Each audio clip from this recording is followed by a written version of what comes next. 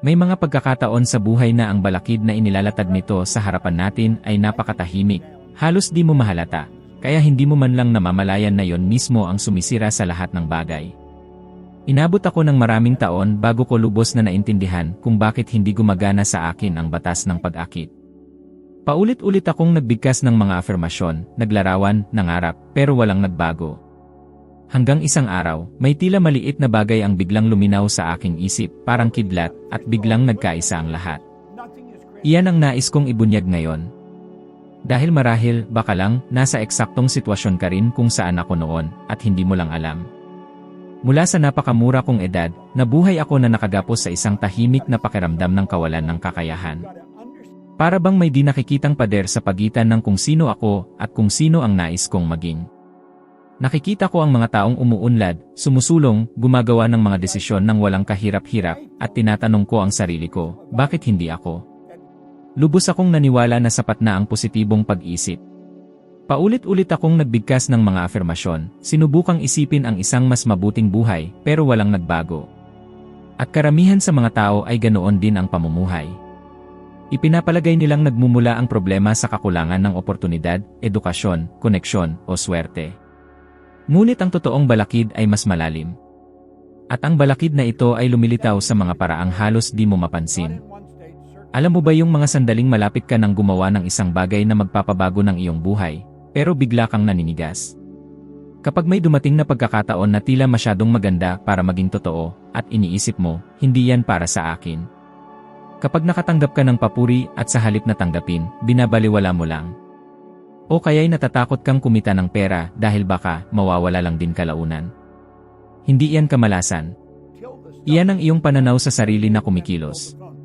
Dinala ko ang pasaning ito sa loob ng maraming taon nang hindi ko man lang namamalayan. Matapos akong huminto sa pag-aaral, lumipat-lipat ako ng trabaho, parang isang taong desperadong nagtatapal ng butas sa lumulubog na barko. Nagtrabaho ako sa mga pabrika, gasolinahan, nagpapalit ng gulong, nagpapalit ng langis, anumang trabaho ang mapagkakasya ko. Pero sa kaibuturan ng aking puso, pakiramdam ko, wala akong silbi. Ang totoo, hindi ako naniniwalang may halaga ako. At ang pakiramdam na iyon ang humubog sa bawat desisyon na ginawa ko. Tinanggap ko lang ang mga trabahong nagpapanatili sa akin na maliit, dahil iyon mismo ang pagtingin ko sa sarili ko. Isang partikular na araw ang nananatiling malinaw sa akin bilang isang mahalagang punto ng pagbabago sa aking buhay. Nagtatrabaho ako noon sa Toronto Fire Department, at pagkatapos ng isang tila walang kwentang pagtatalo, umalis ako na mas nanghina kaysa sa dapat. Ngunit hindi ang pagtatalo mismo ang issue. Ito ay ang nagpukaw nito sa kaibuturan ng aking pagkatao. Pakiramdam ko, ganap akong bigo, na para bang sinuman ay kayang patumbahin ako sa 6 na salita lang. Ang ganoong uri ng emosyonal na reaksyon ay nagpapakita kung sino ang pinaniniwalaan mong ikaw. At hanggat hindi nagbabago ang pinag-ugatan na yon, walang tunay na magbabago. Maraming taon pa ang lumipas bago ko sa wakas na intindihan, hindi tumutugon ang universo sa gusto mo, kundi sa kung ano ang pinaniniwalaan mong ikaw. At ang pagkaunawang ito ay masakit, dahil inilalantad nito na ang buhay na mayroon ka ngayon ay hindi kasalanan ng ekonomiya, ng gobyerno, ng iyong pamilya, o ng tadhana. Ito ay direktang refleksyon ng pananaw mo sa sarili. Isang imaheng maingat na nabuo mula sa mga nakaraang karanasan, trauma, paghahambing, kritisismo, at takot. Isipin ang mga taong nakawala sa ganitong pag-ikot. Si Jim Carrey, halimbawa, ay sumikat sa paggawa ng tsek para sa sarili niya na may nakasulat na 10 milyong piso, mahabang panahon bago pa man may naniwala sa kanya. Ginawa niya iyon hindi lamang para mangarap, kundi para isabuhay ang pagkatao ng isang talagang karapat-dapat sa ganoong halaga. Dumating ang kanyang kasaganaan dahil ang kanyang identidad ay handa nang tanggapin ito. Hindi ito mahika, ito ay panloob na pagkakahanay. Kaya ang nananatiling tanong ay, paano mo talaga nakikita ang iyong sarili? Hindi kung ano ang sinasabi mo sa iba, kundi sa tahimik na sulok ng iyong isip. Talaga bang naniniwala kang mas karapat-dapat ka? O pakiramdam mo'y nakulong ka sa parehong lumang papel, na para bang ginagampanan mo lang ang isang karakter na di mo pinili? Bawat walang saysay na takot, bawat gawa ng pagsira sa sarili, bawat sandaling lumalayo ka sa mga pagkakataon, lahat ng ito ay direktang sumasalamin sa kasalukuyan mong pananaw sa sarili. Nalaman ko, matapos ang matinding pagpupunyagi at hirap, na hindi mo binabago ang iyong buhay sa pamamagitan ng pagtatangkang baguhin ang mundo sa paligid mo. Binabago mo ang iyong buhay sa pamamagitan ng ganap na pagbabago sa pananaw mo sa iyong sarili. At kapag nagbago ang pananaw na iyon, bumubukas ang mga pinto ng walang kahirap-hirap, lumilitaw ang mga oportunidad na parang mula sa wala, at nagsisimulang tumugon ang buhay ng may bilis na totoo mong makapagpapangha. Dahil ang katotohanan ay napakasimple, hindi magbibigay ang universo ng higit pa sa talagang pinaniniwalaan mong karapat-dapat ka. At sa sandaling baguhin mo ang iyong panloob na pagkatao, ang lahat sa paligid mo ay magsisimulang magbago ng may parehong sidhi. Nang sa wakas ay naintindihan ko na magbabago lang ang buhay ko kapag ganap kong binago ang pananaw ko sa sarili ko, may bagong umusbong sa loob ko. Para bang natuklasan ko na ang nawawalang piraso ng palaisipan. Dahil walang saysay ang paulit-ulit na magagandang afirmasyon kung, sa kaibuturan, patuloy mong nakikita ang sarili mong limitado. Hindi tumutugon ang universo sa simpleng mga salita, tumutugon ito sa iyong pangunahing pagkakakilanlan. At ito mismo ang malalim na pag-unawa na nagpabago sa aking mga iniisip tungo sa aksyon, at sa aking mga aksyon tungo sa kapansin-pansing resulta. Sa panahong iyon, gumugugol ako ng oras sa muling pagbabasa ng mga bahagi mula sa isang libro na lubos na nakaapekto sa akin. Ngunit isang partikular na madaling araw, ang karanasan ay ganap na naiba. Sinara ko ang libro at nakaramdam ng matinding pagkabagabag, para bang may isang bagay sa loob ko na desperadong kumawala. Kumuha ako ng piraso ng papel at isinulat kung sino talaga ang pinaniniwalaan kong ako. Hindi kung sino ang nais kong maging, kundi kung sino talaga ako. At ang pagsasanay na yon ay masakit. Naintindihan ko na gaano man ako magsalita tungkol sa kasaganaan, nakikita ko pa rin ang sarili ko bilang karaniwan, walang halaga, at walang tunay na ningas. At hanggat iyon ang nananatiling panloob kong katotohanan, walang magbabago sa labas. Pagkatapos, sa isang desisyon na magpapabago ng tuluyan sa aking buong landas, sinimulan kong isulat ang bagong larawan ng aking sarili. Isinulat ko, ako ay isang taong sagana. Ako ay isang taong may disiplina. Ako ay isang taong lumilikha ng malaking halaga. At may kapansin-pansing nagsimulang mabuo doon mismo. Hindi ito mahika, hindi ito simpleng panaginip. Ito ay purong kalinawan. Sinasadya kong humubog ng bagong hulmahan para sa aking isip. At mula sa mismong sandaling iyon, ang lahat ay nagsimulang magkahanay sa mga paraang tila imposibleng mangyari noon. Di nagtagal, gumawa ako ng isang desisyon na tila baliw, nag-resign ako sa fire department. Ako, na walang formal na edukasyon, at walang karanasan sa negosyo, ay nagpasya na magbukas ng isang kumpanya ng paglilinis. Karamihan sa mga tao ay tumawa sana, at totoo, may ilan ngang tumawa. Ngunit sa loob ko, hindi na ako ang dating ako. Hindi na ako nakagapos sa imahe ng huminto sa pag-aaral, ang ditiwala sa sariling kabataan na lumilipat-lipat ng trabaho. Nagbago ako at naging isang taong talagang naniniwala sa sarili niyang halaga. At ang bagong identidad na yon ang gumabay sa bawat hakbang ko. Sa unang taon ko sa ganap na bagong venture na yon, kumita ako ng mahigit 100,000 piso. Hindi dahil sadyang espesyal ako. Hindi dahil swerte lang ako. Kundi dahil sa wakas, ang aking mga aksyon at pag-ugali ay ganap na nakahanay sa bagong pananaw sa sarili na aking isinasabuhay. At ganoon mismo ang tunay na paggana ng batas ng pag-akit, hindi mo inaakit ang gusto mo, kundi ang kung ano ka. Ngayon, sa pagmamasid ko sa buhay ng mga tao, nakikita ko ang dinamikong ito na patuloy na nangyayari. Sinasabi nilang gusto nilang kumita ng mas malaki, ngunit patuloy nilang nakikita ang sarili nilang karapat-dapat lang sa pinakamababa. Sinasabi nilang gusto nilang umunlad, ngunit sa kaibuturan, dala nila ang isang identidad na may pilat ng takot, pagkakasala, pagkamahiyain, at kawalan ng kumpiyansa. At hanggat hindi ganap na nagbabago ang panloob na identidad na yon, walang tunay na magpapatuloy. Kahit na may gintong pagkakataon na dumating, hindi nila ito lubos na mahawakan. Kahit na kumita sila ng mas malaki, ito ay nawawala rin kalaunan. Kahit na umuunlad sila, ay tiyak na bumabalik sa dati. Malinaw na ipinakita ng agham na ang paraan ng pagtingin mo sa iyong sarili ay direktang nakakaapekto sa iyong mga pang-araw-araw na desisyon, mula sa kung paano ka magsalita hanggang sa mga uri ng oportunidad na talagang pinaniniwalaan mong karapat-dapat ka. At ang mga desisyon ay humuhubog ng tadhana. Bawat maliit na pagpili na ginagawa mo ay nagmumula sa pananaw mo sa sarili. Isa sa mga pinakapraktikal na aplikasyon ng malalim na pag-unawang ito ay ang aktibong kumilos bilang ang taong nais mong maging, bago mo pa man makita ang anumang gustong resulta. Gusto mong maging sagana? Tanungin ang sarili, paano kumilos ang isang taong tunay na sagana ngayon, ngayong umaga, sa partikular na sitwasyong ito? Gusto mong tunay na galing sa trabaho? Tanungin ang sarili, paano kumilos ang isang taong tunay na may kumpiyansa sa pulong na ito? Gusto mong makaakit ng mas maraming oportunidad? Tanungin ang sarili, paano tutugon ang isang taong may mataas na emosyonal na dala sa partikular na hamon na ito? Kapag sinimulan mong kumilos bilang ang taong nais mong maging, kahit walang agarang kapansin-pansing resulta, ang iyong isip ay pumapasok sa isang makapangyarihang estado ng pagkakaugnay. At ang universo ay tumutugon sa pagkakaugnay na ito ng may nakakagulat na bilis.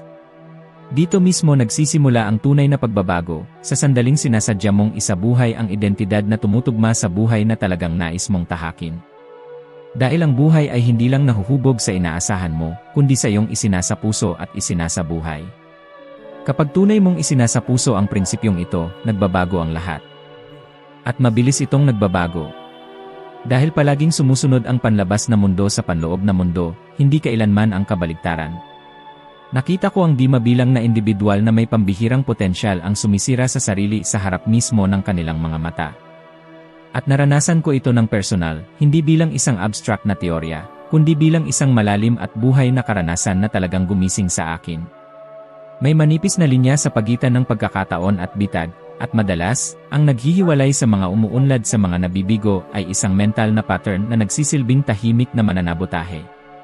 Napansin mo ba na kapag nagsisimulang bumuti ang buhay, nagsisimulang lumitaw ang mga kakaibang kaisipan na nagtatangkang bigyang katwiran ang pagbalik sa dati? Isang biglaang paggastos na sinasabi mo sa sarili mong, deserve ko to, isang dahilan para umiwas sa mas malaking responsibilidad, o isang matindi at bumabakod na takot na mawalan ng lahat. Ang mga ito ay malinaw na palatandaan ng isang sarili na nagkakagulo sa loob. Hindi ito tanda na ang tadhana ay kumikilos laban sa iyo. Ito ay isang malinaw na indikasyon na ang sarili mo mismo ang kalaban mo. Malinaw kong natatandaan ang isang panahon pagkatapos ng una kong tagumpay sa kumpanya ng paglilinis. Biglang umagos ang pera ng hindi inaasahan, at sa isang sandali, nakaramdam ako ng matinding ligaya. Ngunit di nagtagal, may sumulpot na anino, isang matinding pagkabalisa na nagpapaiiwas sa akin sa mahahalagang desisyon, na para bang inaasahan kong buguho ang lahat anumang sandali. Sa mga pulong na may potensyal para sa malaking pagpapalawak, napapatahimik na lang ako. Nang dumating ang pagkakataong mamuhunan para sa paglago, nag-atubili ako, pinatagal ang desisyon hanggang sa unti-unting nawala ang pagkakataon. Hindi ito kawalan ng kaalamang teknikal, alam ko mismo ang kailangang gawin, kundi ang mapanirang lumang boses na bumubulong, hindi ito para sa iyo. Ang paulit-ulit na boses na iyon ang nagdulot ng pagkawala ng mga kontrata, malaking pag-unlad, at mahahalagang buwan ng pag-usad. Ang damdaming ibinabalik ng partikular na pangyayaring iyon ay isang matinding halo ng kahihiyan at sakit, kahihiyan sa pagpapaubaya ko sa sarili ko na maimpluwensyahan ng ganoong walang batayan na takot, at sakit sa pagkakita ng pagsasara ng ibang pinto partikular dahil sa aking pag-aatubili. Ang damdaming ito ay malungkot na karaniwan, dumating ang tagumpay, at ang takot na hindi ka karapat-dapat dito ay matinding tumatama kaya't ang mga individual ay hindi namamalayang sinasabotahe ang sarili, na nagpipilit bumalik sa ligtas na estado na kinikilala ng kanilang pananaw sa sarili. At huwag kang mag-isip kahit sandali na ito ay problema lang ng mga walang pangalan. Malinaw na ipinapakita ng mga kwento sa publiko ang dinamikong ito. Isipin ang mga individual na nakalikom ng kayamanan, milyon-milyong piso, na halos nawalan ng lahat dahil sa mga nakakapinsalang ugali sa sarili. Ang pinagkaiba ng mga nagtatago ng kanilang yaman mula sa mga nagsasayang nito, ay hindi lamang kasanayan o swerte, ito ay katatagan ng damdamin at pagiging buo sa loob. Kapag ang pananaw ng isang tao sa sarili ay hindi nagbabago para umangkop sa isang bagong antas ng tagumpay, ang kanilang kilos ay nagsisimulang sumalungat dito, walang kontrol na paggasta, padalos-dalos na desisyon, nakakalason na relasyon na nauubos ang yaman at lakas, at mga pagpiling bumalik sa lumang pagkatao. Sinisira nito ang tunay na ari-arian at, madalas, sinisira ang buhay at reputasyon. Ipinaliwanag ng agham kung bakit. Sa ilalim ng matinding pinansyal o emosyonal na stress, ang ating utak ay may tendensyang gumana sa tinatawag ng mga mananaliksik na kakulangan sa isip, nabawasang atensyon, humihinang pagdedesisyon, at panandaliang pagtingin. Ginagawa nitong normal ang mga padalos-dalos na kilos, pamimili para maibsan ang pag-aalala, pag-iwas sa komplikadong desisyon, pagpapaliban sa mahahalagang pamumuhunan. Sa madaling salita, ang isang emosyonal na estado ng kakulangan ay nagpapangyaring halos imposibleng kumilos ng tuloy-tuloy kasama ang maunlad na taong sinasabi mong gusto mong maging. Kaya't ang pagbabago ng sitwasyon nang hindi binabago ang iyong pag-isip ay parang pagbuo ng bahay sa buhangin. Kung nais mong sirain ang siklong ito, dapat kang kumilos sa 3 paraan: pagkilala, pagpapalit, at pagsasanay. Una, kilalanin nang may matinding katapatan ang isang ugali na ginagamit mo upang sabotahehin ang sarili mo, padalos-dalos na paggasta, pag-iwas sa peligro, pagsasabotahe sa relasyon, pagpapaliban sa desisyong pinansyal. Obserbahan kung kailan ito lumilitaw, ano ang nagtitrigger dito, at kung ano ang nararamdaman mo bago at pagkatapos. Pangalawa, palitan, lumikha ng isang konkretong kilos upang palitan ang lumang pag-ugali. Kung padalos-dalos kang gumagastos kapag nababalisa, magpatupad ng ritual na tumatagal ng 24 na oras bago ang anumang bibilhin na higit sa isang tiyak na halaga. Huminga ng malalim, ilista ang 3 dahilan para maghintay. Kumonsulta sa pinagkakatiwalaang kasama. Kung iniiwasan mo ang mga desisyon, ipatupad ang patakarang 3 hakbang, itala ang desisyon. Piliin ang unang aksyon, isagawa ito sa loob ng 48 oras. Pangatlo, sanayin, ulitin ang bagong pag-ugali hanggang tanggapin ng iyong pagkatao bilang normal. Hinahamon kitang pumili ng isang ugali na sumisira sa sarili at palitan ito ng isang konkretong aksyon sa loob ng 21 magkakasunod na araw. Sapat na ang 21 araw upang simulang ireprogram ang otomatikong reaksyon. Gumawa ng pang-araw-araw na tala, pumupukaw, lumang reaksyon, bagong kilos, at resulta. Pagkatapos ng 21 araw, ikumpara, makikita mo kung paano nagbubukas ng puwang para sa isang bagong pananaw sa sarili ang maliliit na pagbabago sa ugali. Sa huli, ang aralin ay malupit ngunit nagpapalaya. Huwag hintayin gamutin ng pera ang takot mo, gamutin muna ang takot na dahilan ng pagkawala ng pera. Alamin na kilalanin ang sabotahe, palitan ito, at sanayin ang isang bagong tugon. Karamihan sa mga tao ay mas gustong sisihin ang mundo. Ilan lang ang handang tumingin sa loob at baguhin ang sarili. Kung pipiliin mong tumitig, kumilos, at magpatuloy, ang pagbabago ay hindi lang pinansyal, ito ay magiging muling pagtatayo ng iyong mismong pagkatao, at iyon ay walang katumbas. Nang sa wakas ay naintindihan ko na hindi kailanman ang pera ang problema, na ang tunay na balakid ay laging nasa loob ko, nagsimulang magbago ang lahat. Napagtanto ko na hanggat patuloy akong tumutugon sa sitwasyon, nakakulong sa lumang programa na nagdedeklara na mahirap ang buhay, kulang ang pera, o kailangan mong lumaban ng husto para makuha ito, ay patuloy akong lumilikha ng parehong sitwasyon ng paulit-ulit. Walang panlabas na makakapagligtas sa akin. Ang aking frequency ang nagtatakda ng daloy, hindi ang kabaligtaran. At doon ko sinimulang obserbahan ang sarili ko ng may matinding katapatan. Napansin ko na sa sandali ng pag-aalala, tumatakbo ang isip ko sa mga larawan ng kakulangan, pagmamadali, at takot. Nakikita ko ang pagdating ng mga bayarin, nalalapit na mga deadline, pagkawala ng mga pagkakataon. At ito ay lumikha ng matinding tensyon sa loob kaya't literal kong hinaharangan ang daloy ng pera. Kapag nag-vibrate ka ng takot, hindi ka nakakaakit ng solusyon. Nakakaakit ka pa ng mas maraming sitwasyon na nagpapakain sa takot na yon. At sa puntong iyon ko naintindihan, kailangan kong baguhin ang aking vibration bago ko mabago ang anumang resulta. Kaya, sinimulan kong gawin ang isang bagay na simple, ngunit napakalalim ang epekto. Sinimulan kong huminto sandali tuwing nakakaramdam ako ng tensyon. Sa halip na harapin ang problema, huminga ako ng malalim, ipikit ang mata, at tanungin ang sarili ko, ano ba talaga ang gusto kong maramdaman ngayon? Hindi kung ano ang gusto kong mangyari sa labas, kundi ang panloob na estado na gusto kong maranasan. At halos laging, pareho ang sagot, katahimikan, katiyakan, paglawak. Sadyang sinimulan kong piliin ang mga damdaming ito, kahit walang panlabas na nagpapatunay sa pagpiling iyon. At may kakaibang nangyayari kapag binabago mo ang iyong pakiramdam bago dumating ang ebidensya. Parang sinasabi ng isip sa katawan, ligtas tayo, nasa tamang landas tayo, sagana ang lahat. At tumutugon ang katawan sa pagluwag, at sa pagluwag na iyon, nakakaayon ka sa mga solusyon na hindi mo nakita dati.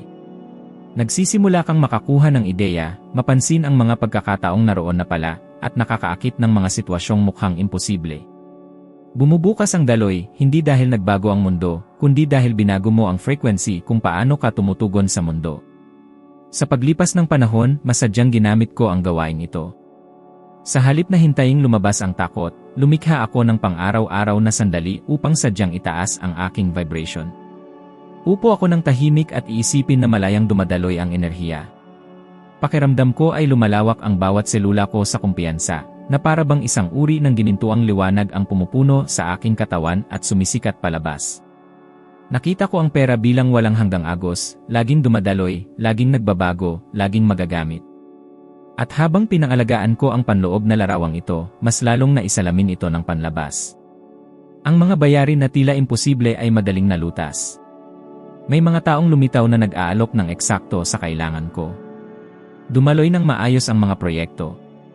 At naintindihan ko ng malalim na ang pera ay laging tumutugon sa vibration. Hindi ito dumarating sa mga nagmamakaawa. Dumarating ito sa mga umaayon sa kanilang sarili.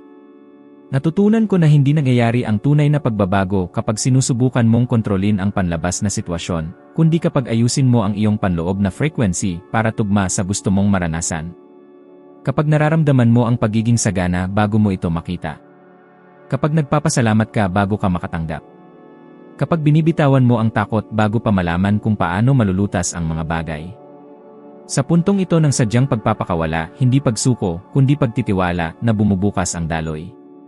At nagsisimula mong mapagtanto na hindi kailanman naipit ang pera. Ikaw ang naipit sa isang kaisipan na hindi nagpapahintulot ng paggalaw. At kapag pinakawalan mo ang kaisipang iyon, kapag sadyang pinili mong maramdaman ang kasaganaan, kahit sa maikling sandali lamang sa buong araw, magbubukas ka ng espasyo para tumugon ang universo. Dahil tumutugon ang universo sa vibration, hindi sa salita. Tumutugon ito sa kung ano ka sa katahimikan ng iyong isip, hindi sa sinasabi mong gusto mo. Ito ang susi na nagbabago sa lahat, maramdaman ngayon ang gusto mong maranasan sa bandang huli. At kapag makabisado mo ito, hindi lang bumubukas ang daloy ng pera, ito ay nagiging tuloy-tuloy, natural, mahuhulaan, parang isang batas na hindi nabibigo. Dahil iyan mismo ang katotohanan. At habang pinapabayaan mong pumirmi ang mga ideyang ito sa iyo, tandaan na ang pagbabagong ito ay hindi nangyayari sa isang iglap lang, ito ay nagpapatuloy, lumalawak, at kasama mo habang pinipili mo, araw-araw, na itaas ang iyong sariling frequency.